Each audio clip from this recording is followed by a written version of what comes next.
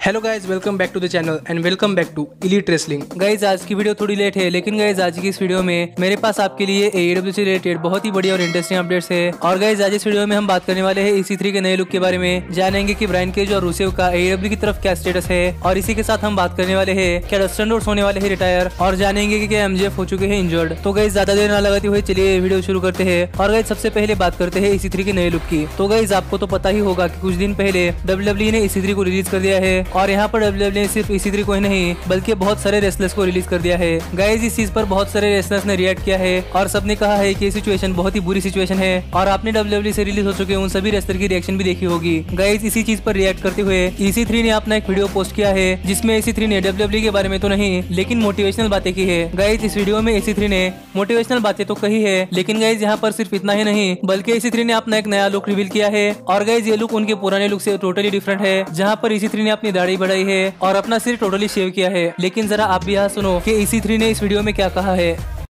Do you read everything you're supposed to read? Do you watch everything you're supposed to watch? Like what you're supposed to like? Eat what you're supposed to like? Think what you're supposed to think? Stop treading water. Challenge yourself. Damage yourself. Claim your individuality or you will become a statistic. Find your purpose. I have. And now I am everything you are not. You have been warned.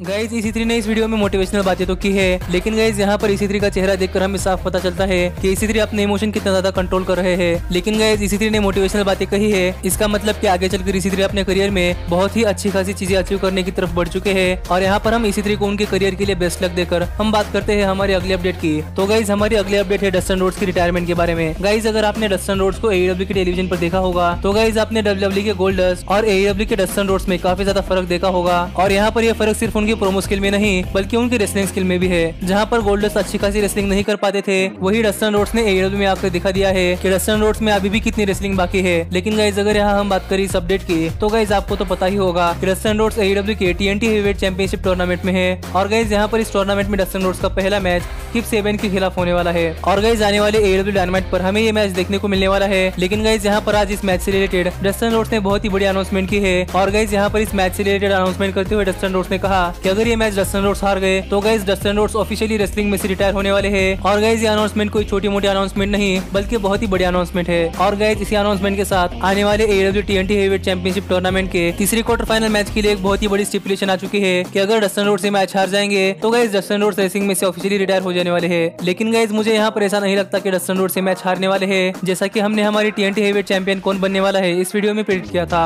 लेकिन guys अब हम आगे बढ़ते हैं और बात करते हैं हमारे अगले अपडेट की, और जानते हैं कि MJF हो चुके हैं इंजर्ड। तो गाइज हुआ कुछ ऐसा है कि ट्विटर पर एक फैन ने MJF से ट्वीट किया है, और गाइज उस ट्वीट में उस फैन ने MJF से कहा था you are not gonna wrestle और just be a glorified fan, talk is cheap, go after Mox. और गाइज यहाँ पर उस फैन ने ये ट्वीट किया था, और यहाँ पर इस फैन का कहना यह है कि MJF ने बहुत दिन हो गए AEW पर रेसल नहीं किया है, और कि MJF ने AEW सिर्फ बातें करने के लिए ही ज्वाइन की है नहीं। और अगर AEW में MJF कुछ करना चाहते हैं तो MJF को जॉन मॉक्सली का पीछा करना चाहिए, और आगे चलकर जॉन मॉक्सली को AEW वर्ल्ड हेवीवेट चैंपियनशिप के लिए चैलेंज करना चाहिए। लेकिन गाइज सरप्राइजिंगली इस ट्वीट पर MJF का रिप्लाई आया है, और गाइज यहाँ पर इस रिप्लाई में MJF ने कहा My issue has gotten worse. It's look like I might need a surgery. I am genuinely trying my best to come back for you guys. और गाइज यहाँ पर इस ट्वीट का रिप्लाई करते हुए MJF ने कहा है कि MJF को लगता है कि उनकी सिचुएशन और भी ज्यादा खराब हो चुकी है। और यहाँ पर MJF ने लिखा है कि शायद MJF को आगे चलकर एक सर्जरी करवानी पड़ सकती है, और MJF बहुत ज्यादा हार्ड ट्राई कर रहे हैं कि वो AEW टेलीविजन पर अपना कमबैक करे। लेकिन गाइज यहाँ पर बात करें MJF की इंजरी की, तो गाइज MJF ने तो कहा है कि उन्हें एक सर्जरी करवानी है।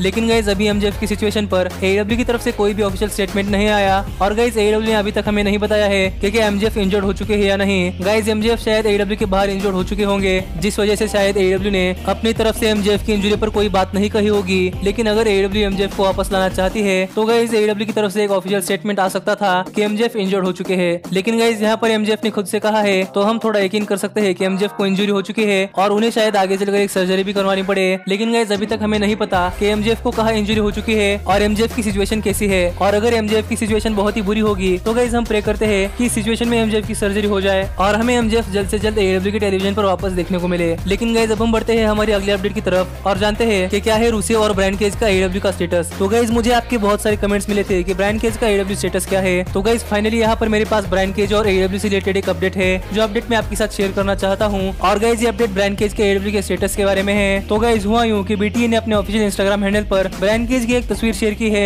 जिस तस्वीर में ब्रायन केज और केनी ओमेगा एक दूसरे के आमने सामने खड़े हैं। लेकिन गाइस सरप्राइजिंगली यहाँ पर इस तस्वीर के कैप्शन में बीटीए ने एक बहुत ही बड़ा स्टेटमेंट लिखा है। और गाइस यहाँ पर इस तस्वीर के कैप्शन में बीटीए ने लिखा still waiting for Bryan Cage versus Kenny Omega hopefully once quarantine is over. तो गाइस यहाँ पर ये तस्वीर तो बहुत पुरानी है, लेकिन गाइस यहाँ पर इस तस्वीर का कैप्शन देखकर तो हम समझ ही सकते हैं कि Bryan Cage versus Kenny Omega ये मैच होने वाला है। लेकिन गाइस क्या ये मैच हमें एडब्ल्यू में देखने को मिलता है या नहीं ये देखना पड़ेगा, क्योंकि गाइस फिलहाल की बात करें तो ब्रायन केज एक फ्री एजेंट है और सभी को लग रहा है कि ब्रायन केज आगे चलकर एडब्ल्यू कंपनी में आ सकते हैं। और यहाँ पर ऐसी सिचुएशन में बीटीई की तरफ से ये पोस्ट आना और इस पोस्ट में ऐसे कैप्शन होना हमें ये दिखाता है कि कहीं ना कहीं Bryan Cage versus Kenny Omega ये मैच हमें एडब्ल्यू में देखने को मिल सकता है। लेकिन गाइस यहाँ पर एक और पॉसिबिलिटी है कि Bryan Cage versus Kenny Omega ये मैच हमें एक गेमिंग शो में देखने को मिल सकता है, क्योंकि गाइस ये दोनों ही वीडियो गेम के बहुत ही बड़े फैन हैं। लेकिन गाइस जब से ब्रायन केज का टीएनए के साथ कॉन्ट्रैक्ट खत्म हुआ है तब से वो तो एक सर्जरी करवा कर अपने घर पर बैठे हैं और गाइस ब्रायन केज अपने घर पर टाइम स्पेंड कर रहे हैं। लेकिन गाइस जब हम बात करें रूसेव की तो गाइस एडब्ल्यू के एक बहुत ही बड़े ऑफिशियल की तरफ से एक स्टेटमेंट आया है। और गाइस यहाँ पर इस स्टेटमेंट में कहा गया कि रूसेव एक बहुत ही बड़े सुपरस्टार है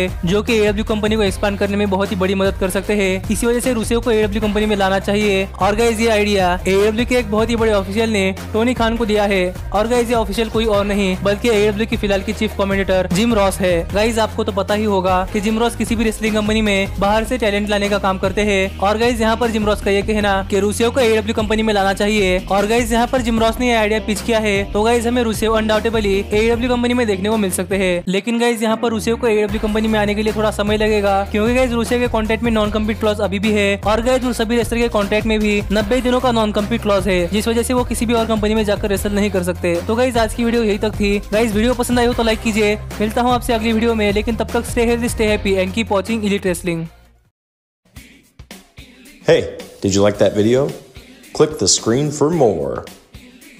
And where do you think you're going? And thanks so much for being the elite. The elite. What, Nick, you're not going to sing it all with me this time?